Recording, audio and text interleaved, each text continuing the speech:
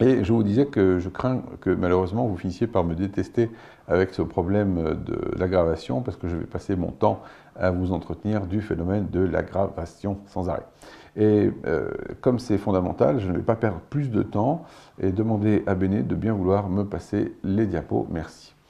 Là où nous étions arrêtés hier, c'était l'antidotage. L'antidotage qui est un phénomène que vous allez de plus en plus apprendre à observer, que vous allez de plus en plus apprendre à surveiller, suspecter, soupçonner, dès lors que vous aurez un médicament qui ne va pas agir comme prévu.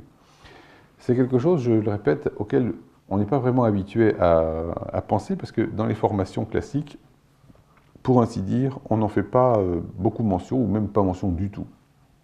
Or, la pratique montre que c'est quelque chose d'énorme, le phénomène de l'antidotage, et il faut sans arrêt guetter la possibilité d'antidoter.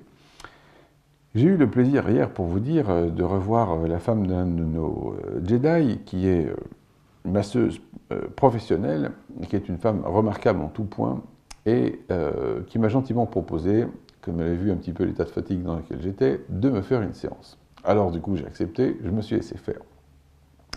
Et alors ce qui m'a tout à fait perturbé, c'est que c'est un cas sur lequel j'ai toute la peine du monde à faire progresser la dose. Et même là, moi qui vous répète, méfiez-vous, attention à l'antidotage, étudiez les sources d'antidotage. Eh ben non, je n'ai pas pensé chez elle à chercher l'antidotage. Et là, qu'est-ce que je vois? Pour me faire mon massage, elle me sort une huile Velleda, aromatique, avec du citron, je ne sais quoi, et plein de vapeur, qu'elle va non seulement se mettre allègrement à longueur de temps plein le pif, mais en plus, elle va sans arrêt tripoter son produit aromatique pour traiter les gens avec. Donc vous mesurez pourquoi, du coup, ce facteur d'antidotage étant passé inaperçu, il a fallu que la coïncidence fasse que je dise « Ah, mais attends, tu es en train de bousiller complètement l'action de ta dose. » Et ces facteurs d'antidotage, il faut sans arrêt y repenser. On va voir dans un instant quels sont les facteurs d'antidotage les plus généraux. Pensez-y aussi, je répète, chaque fois qu'il y a un cas isolé qui ne fonctionne pas.